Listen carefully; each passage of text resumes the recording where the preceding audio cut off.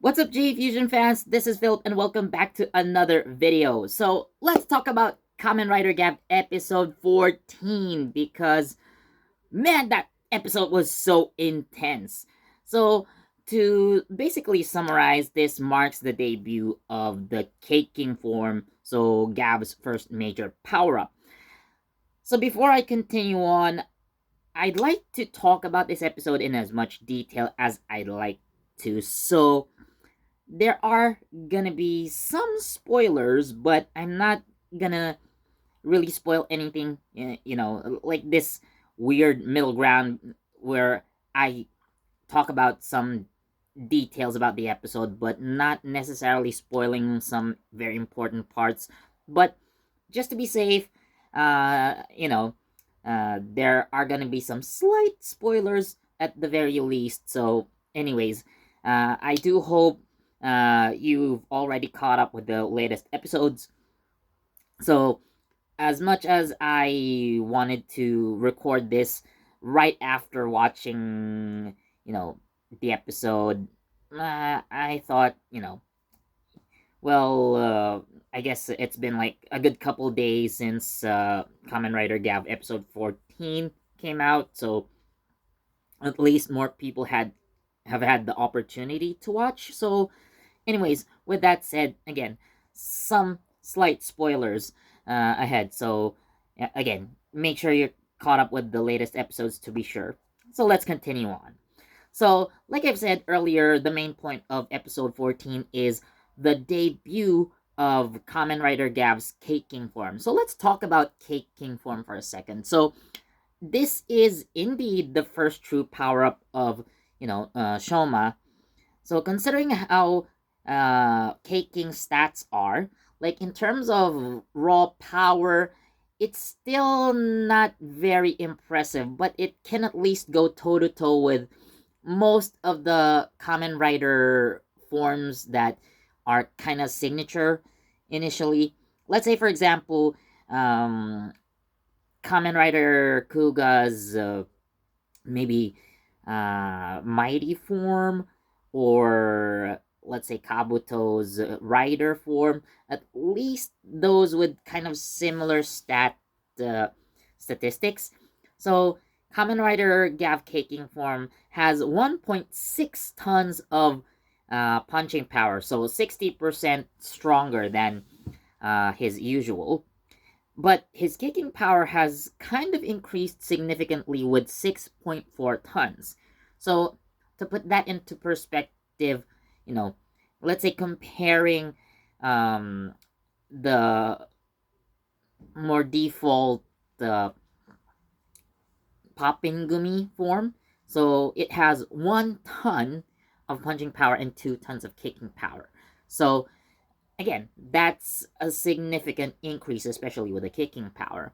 And like I have mentioned when, like as I suspected, uh, when the toys came out, or at least the Sodo, for to be precise. So Gav is actually able, so he is indeed able to summon the whip soldiers. So however, there is a limitation. He can only summon two at a time. However, with that said, he now has kind of not necessarily an advantage, but it does really help for Shoma to be able to summon, his own troops, to help him combat against the other agents that his siblings can produce. Now, while the Gochizos basically are Shoma's agents, of course, they aren't capable of combat as, like human sized beings that have arms and legs and can wield weapons. So, again, with the whip soldiers now in play, so at least Shoma has, again, the capability to go at least level the playing field a little bit more.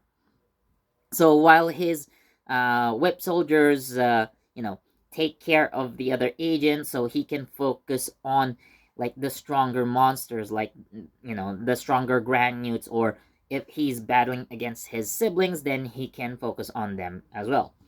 Speaking of Shoma versus his siblings, while yes, this is the debut of the Cake King form, so there's also a lot of emphasis on the twins Jeep and Theta.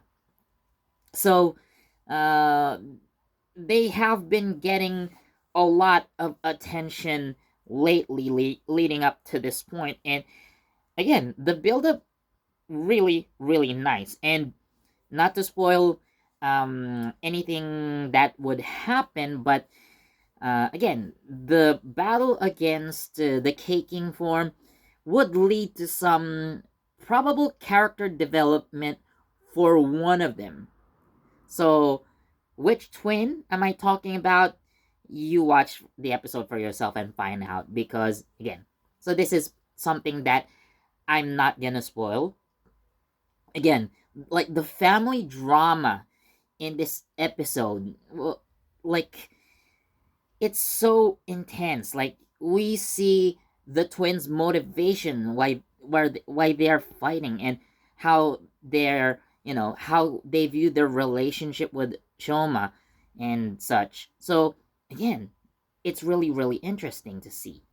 So that's basically how I would summarize the main part of episode 14. Now, moving on to Hanto's side of the story for a little bit, well, nothing really happens much on Hanto's side. So, again, this is mostly Shoma and the twins. But there is something kind of revealed. Now, this is where I'm going to kind of spoil something. I may have said a kind of theory in a previous video, so you could probably check out older videos. But anyways, so long story short, there's been a theory that's been going around, especially in the Japanese fandom for Kamen Rider, that Professor Suga, the guy who gave Hanto his powers, is Neil himself. Now, going to the end scene of episode 14, so Suga in his laboratory wonders like, I should get to, I should get to the next stage of Hanto's experiment, like something like that. He said, not necessarily those words, but you know what I'm talking about. So, like, it's about time, like I step up Hanto's game, or go to the next level. And then a visitor shows up. It's none other than Neil. So the theory that Suga equals Neil is debunked. Now, to put that into some sort of perspective, I guess, so why Suga was thought of as Neil, so we do know that Granutes can disguise themselves as humans, but Suga having so much knowledge about the Granutes, well, it's one thing, but how he obtains that sort of organ or body part from a Granute that he inserts into Hanto's body that allowed him to transform into Kamen Rider Valen. So that was the really, really sussy part, So, like, how was he able to obtain that? Now we have our answer. So, while the initial theory of Suga being Neil would kind of explain that, well, this theory is already debunked, again, it still makes sense. So they are still connected in a way.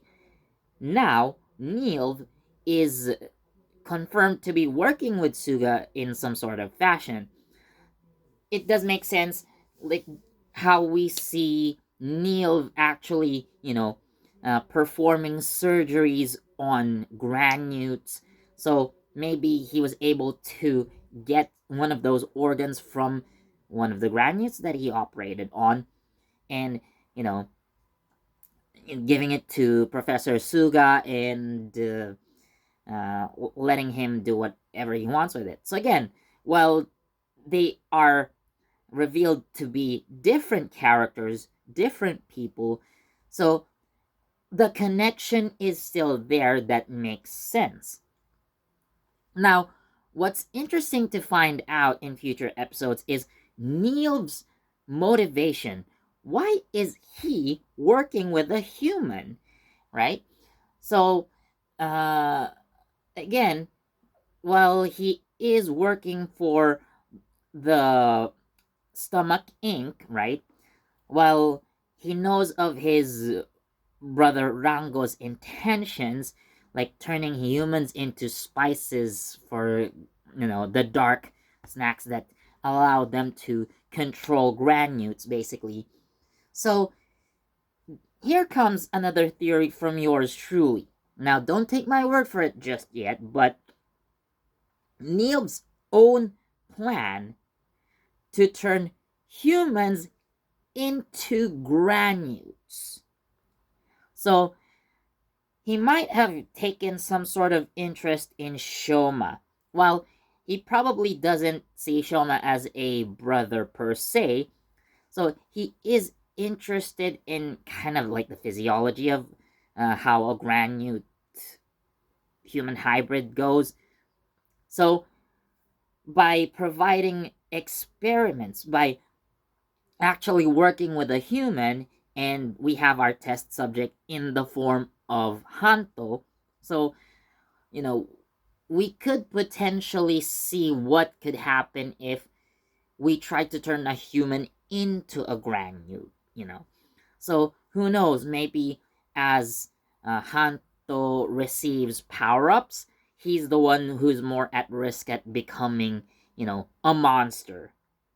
Who knows? Again, these are just theories and possibilities that I'm mentioning here, but, considering Neil's actions, and how he's working with Professor Suga, like, this may not be far off. At least how I think. But, what do you guys think about that theory? Let me know down in the comments. So, anyways, I'm giving Kamen Rider Gavv episode 14 a perfect 5 out of 5. It's so intense, and like, you are gonna want to see how things are gonna develop in the future because of the things that I've mentioned, right? So, how is the Stomach family gonna deal with uh, Shoma? How is Shoma going to deal with his siblings going forward? Again, like, how is the character development gonna go for one of the twins? And what's next for Hanto? Is he going to turn into a Granute eventually, or maybe he might, and then there's some way to turn him back into human? I don't know. We don't know, but possibilities are basically endless at this point. So let me know your own thoughts, theories, and ideas down in the comments.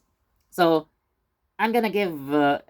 Sorry, I already gave a 5 out of 5. But anyways, thanks so much for watching.